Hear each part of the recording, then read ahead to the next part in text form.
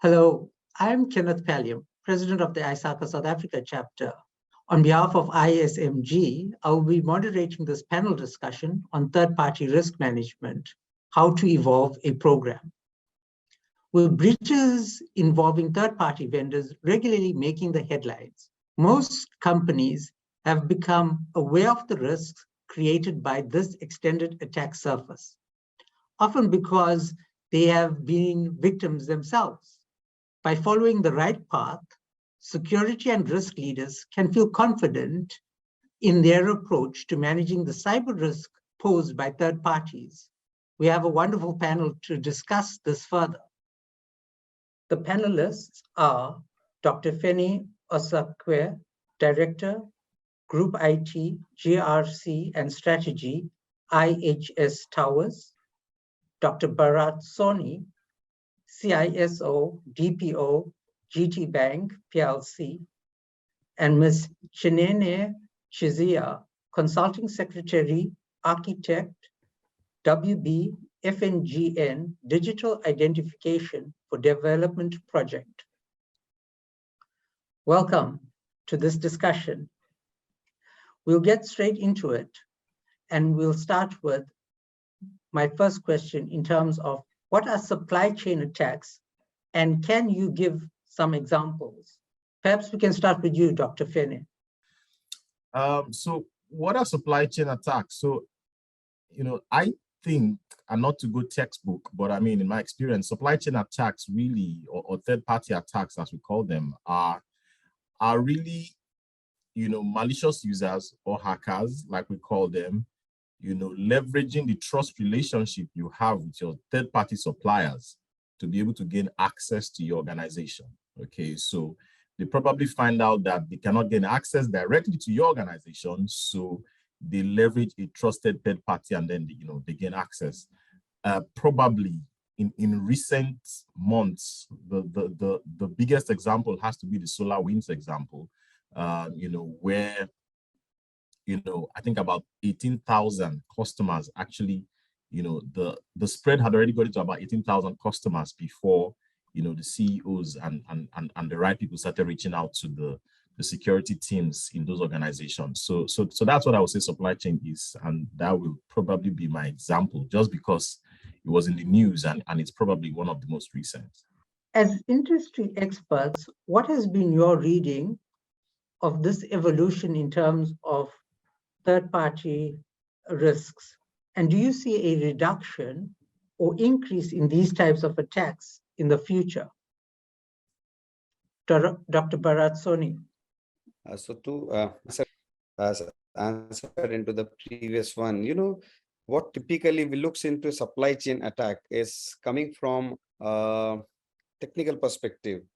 But recently we have seen, a spurge into not only technical, but the people side of the supply chain. So when we talk about people side, there are examples, I don't want to name them, but we have recently observed in Africa, typically in African region, that human resource supply is also been targeted for, it's like a mule or a sleeper cell kind of a network, which is going to work. So once you have a third party vendor who is supplying you resources onto a project, now that human angle into supply chain is going to be biggest hit these days. Rather than looking only for technical controls, you should also look for the supplier of the human resources or the capabilities, maybe a software developer project, maybe a person who is doing your admin work in some organization. Those people work like a sleeper cell, and once the supply chain or the human resource guy gets hold of many organization, then the attack, a combined strategic attack has been happened. So that is also a new angle when we look. So the new angle is not only to look for technical or malicious vulnerabilities, but look for the people side of supply chains as well. So that's, I just want to add into Dr. Feni's comment. Now coming back to the question, yes, the risk of supply chain has increased because, every organization cannot do everything in their own domain. The thing is they have to somewhere outsource certain activities. They have to give some jobs to third parties. Now, these third parties can be big and maybe from a small or medium segment organization, they may go to a lower size organization. Now, the supply chain risk comes from those organizations where they don't invest too heavily on their own security. For example, being a bank, or any other industry which is big enough to sustain the costs to implement controls. The same thing may not be happening at the third party who are supplying things or who are giving services to the bank. Now, the same risk happens because the target is those people. Every malicious user or the attackers knows that bank has invested heavily into their own infrastructure security. What happens is, what are my trusted parties where I'm having a loopholes? That's where the target is being done. So now, even for example, if I don't want to name, but if a bank is giving contract to maybe a very big organization, they definitely will have those controls in place. They are certified in different standards, having their own policies and procedure. But in the midst of somewhere, if I forgot to go down to the root and see that my all third parties are being properly vetted, or they are doing the same kind of standard practices which I am following, that's where the risk starts.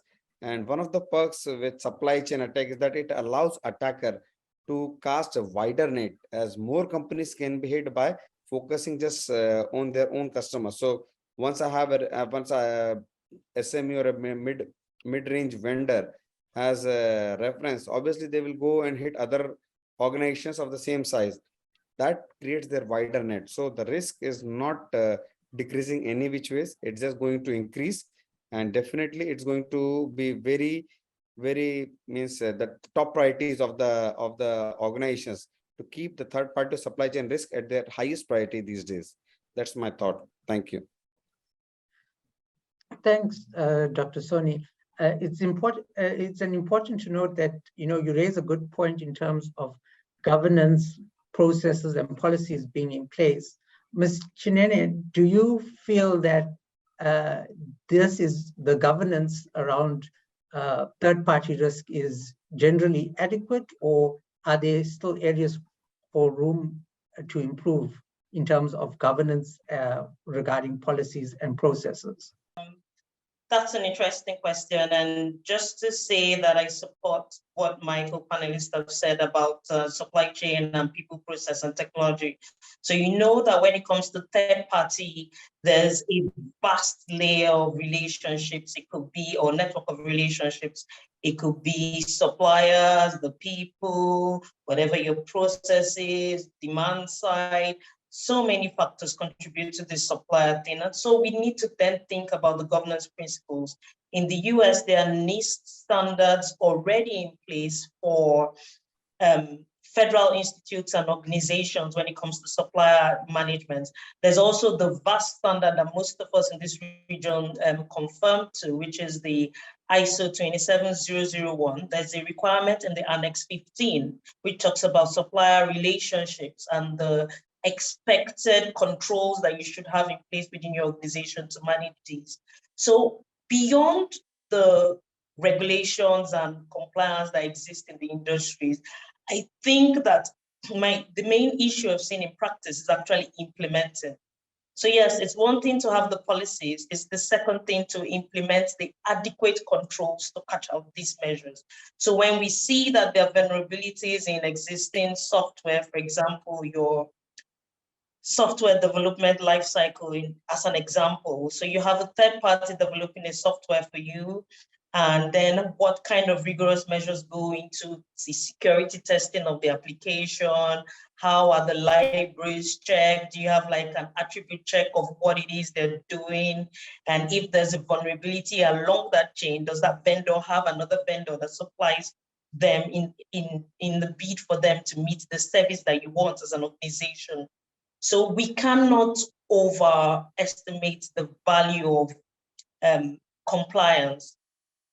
It just gives us a guide, and then implementing is where we then enforce the rules and the practices that the standards have set. Yeah. Thank So, you. if I could just pick on from what Chine said, because I actually agree 100% with the conversation. So governance is extremely important. One of the things that I learned very early, so my background, I started as a penetration tester. So one of the things we do then is, to do the vulnerability assessment and the pen test, and then you give the client, you give them the results, and then they go fix the vulnerabilities. So on this particular client, a lot of their issues were with a particular system that was hosted by a third party. And so the CISO, like a Bharat now, was aware, oh my goodness, we need to fix all these issues. We, the consultants, we were aware, we need to fix all these issues. But the contract between the vendor and the bank, so this was not a bank, this was an FMCG. The contract was not aware, because at the contractual level, there were no conversations that this vendor would ever have to fix all these vulnerabilities. And then now you guys are coming every year. We can't be doing this every year. So what governance helps you do is that from the onset, when the contracts are coming into place, from the onset, when the concept is coming into place, when management is thinking of this system, when management is thinking of this vendor, at the contract level, everything about security needs to be clearly spelled out. You need to have all the requirements you want from this vendor. Otherwise, I mean, security is pretty much dead on arrival. So yeah. Thanks, Dr. Finney, for providing those insights. We spoke about the need for policies, and Ms. Chinene mentioned NIST and the ISO standards. Within Africa, I'm not aware of any regulations that would assist in this area. How important do you think these standards are, and how do you see them playing out in the context of the continent? Dr. Soni? Okay, so a good question, because if you talk about the policies and regulations, I would not say that it depends on the continent or somewhere else. Like, for example, usually there's no policy. We can take examples of the regions where the policies are already been built and start from there. We don't need to start from the scratch itself. Like, for example, in Europe, I think there is DOCAS is coming, which is heavily, align itself toward the third party risk. US is coming up with their own policies and procedures. So the thing is, why we are looking that whether, okay, before I say that statement, I want to say that compliance is, the security is not a compliance part only. So it should not be align itself that whether there is a regulation in my region or not, so that I will implement security based on my compliance or regulatory requirement only. Security is the basic necessity of an organization. These days, every organization is heavily going towards IT driven or technology driven organizations. So it should not be looked at whether my regulators or my compliance or the land of the law is asking me to fulfill some requirements or not.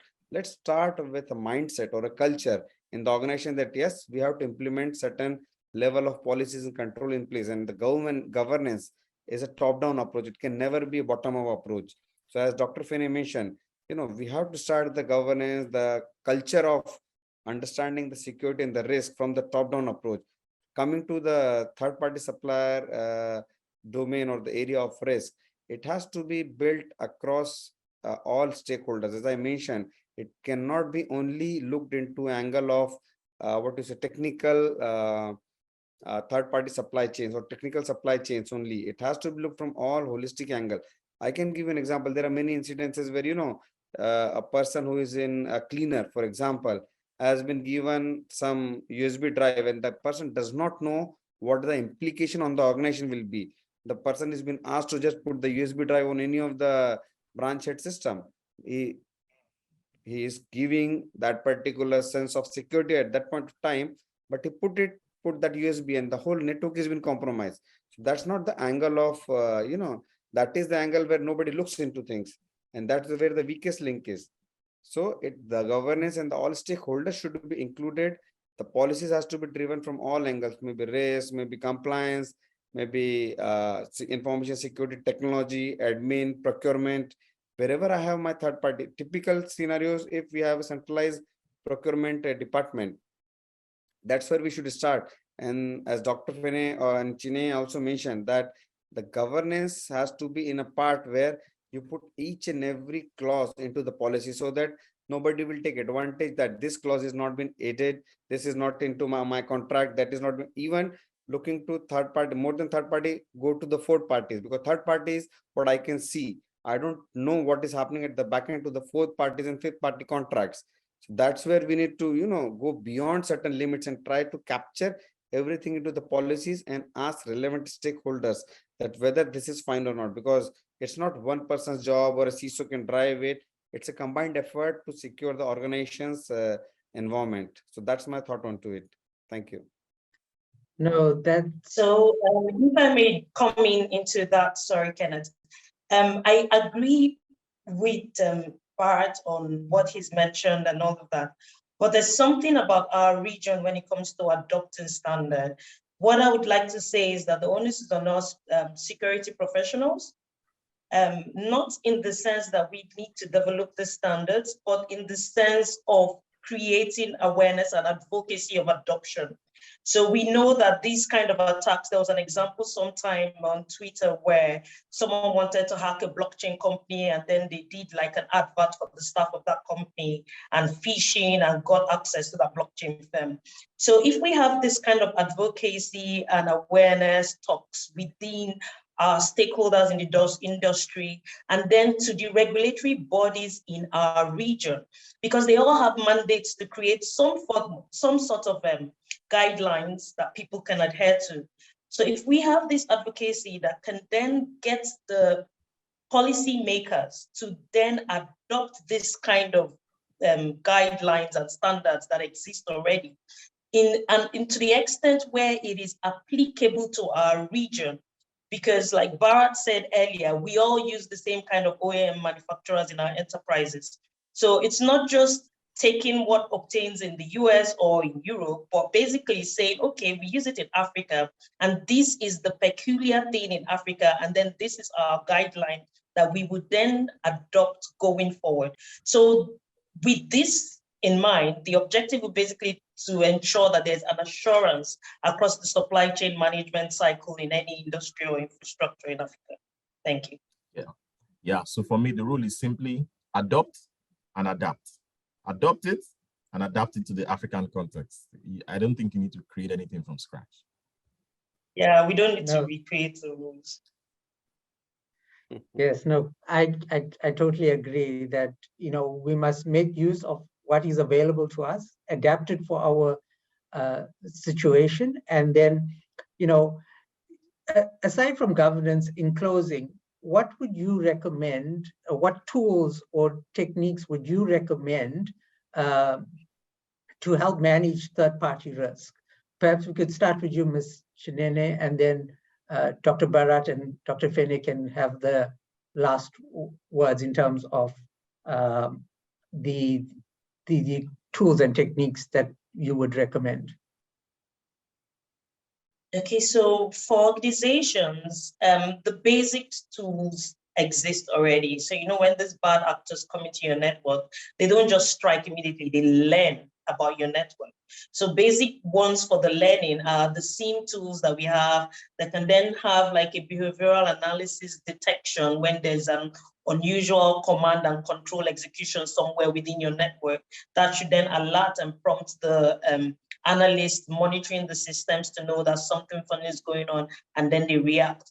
Besides the same tools, we also have in the software development lifecycle, we talk about what's it called? SCA, software composition analysis tool, something that can give you the artifacts along the development of that application, so that you then understand, especially in these days when there's a lot of adoption of open source material, you then understand where your libraries are, where there are vulnerabilities when you've used those libraries and stuff like that. And then most organizations, if they can afford it, should then have what we call like a threat hunting program. So have your blue teams, red teams looking through and finding out what's wrong with your network or within your supply chain. And all of these are like simple practices or techniques that we can use as measures to curb the third-party risk measure.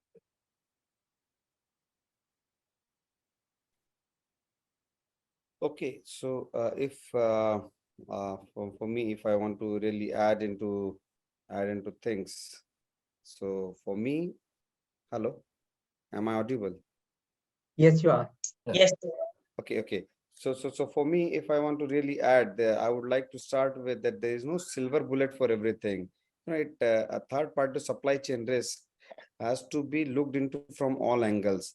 People, process, and technology. As I continuously trying to make it a highly focused environment towards people, because technology is certain things which everyone can adopt, everyone can implement. The part where people lack the part where we lack the risk aspect is the people side, because ultimately for every technology there is someone who is working behind it. So if there is a lack of responsibility, accountability toward the people side, the governance of things, that's where the risk will materialize. Now, for example, sometimes we miss into all my into the contracts that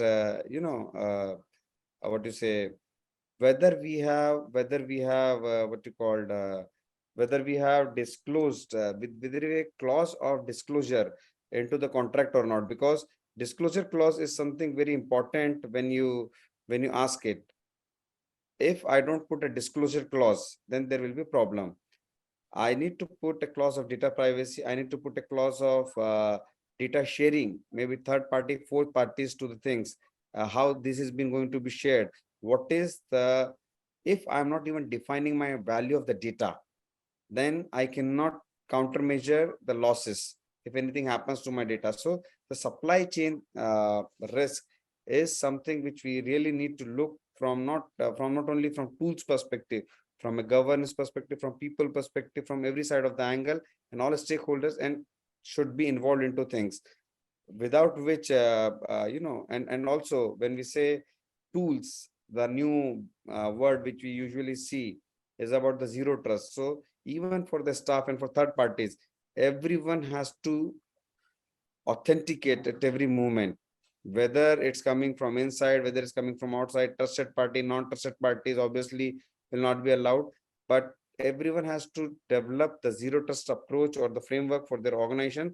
based on their localized environment and the compliance level to the regulators. Zero trust is typically in everywhere, but we are not implemented in a way where it looks for third parties. We only see things which is being told or which has been running around the internet, that social media drives the implementation majorly into any organization. So typically the things comes around the risk part, not from the social media. So that's what my thought process is around things of supply chain.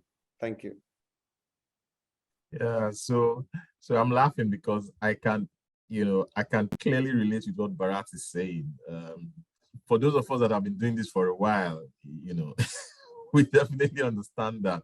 So again, if there was a tool that could fix supply chain attacks, I'm sure by now every CISO in the world would have had it. It's going to be right on your fingertip, right? But the reason why we still have the attacks is because there's no tool, and there will never be a tool that's going to fix it completely for you, right? So it always has to be, just because there are so many layers to it.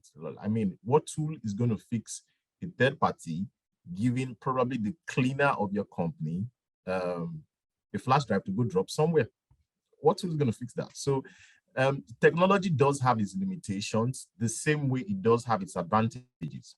However, what I would say is, and the balance to that is what Chineye said, the balance to that is, if you're going to talk about a tool for third party around supply chain risk, then there has to be a bit of threat intelligence, okay? That's one. Second is, whatever solution you're looking at, because I mean, we can't mention names here now, whatever solutions you're looking at has to have machine learning capabilities. So you need to be able to learn the environment and be able to detect if, however, I don't know if those tools still exist. We hear about tools these days. We hear the artificial intelligence, and then they are downloading signatures. They just don't go together. I mean, it's either you are AI and you are learning you are learning my environment, and then based on that you can immediately adapt, or your signature. You can't be AI and machine learning. So I mean, there are all those things, you know, we need to fix from their perspective. And I just think generally what we are trying to say is there's no silver bullet, right? That there's a lot of things around governance, around processes, and around people that you need to fix. And if you just want to blindly depend on the technology, like we are saying, because they tell you it has machine learning capabilities and all these things, you would probably still, you know, end up in trouble. So those are my thoughts.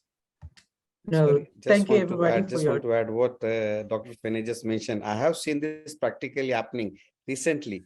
What just Dr. Finney mentioned. You know, one vendor came with a very huge presentation deck to us that this product is artificially intelligent enabled, machine learning enabled. You give me some logs, and then you know, it will learn from the past experience. Then it will prevent. Predict the future. Because this AI and ML is always about prevention. So once you And do there's those so things, many vendors with so many fantastic tools like that. They just keep coming I'm and telling coming. you. And in fact, I think we should have something about vendor management besides the third party when it comes to all these futuristic next gen tools. Once you are into the trap of these vendors, they will say no, this is something which is still learning, in the learning mode. So the artificial intelligence tool is not something which learn on a pattern. It continuously learns. I don't know what Exactly. continuous learning means. Awesome. Interesting. Okay. No. Well, thank you everybody for providing your insights in terms of you know, our topic in terms of third-party risk management. And you know, just to sum it up, like Dr. Finney said, you know, it's a layered approach that needs to be followed. You need to follow your, you know, use your governance guidelines in terms of having a framework to work towards, and you know, it's going to be ever evolving. So thank you everyone for your insights, and I trust that the audience has learned a lot from what you have said this morning. Thank you. Thank you. Thank you for having us. Thank Thank you. you, everyone. Thank you.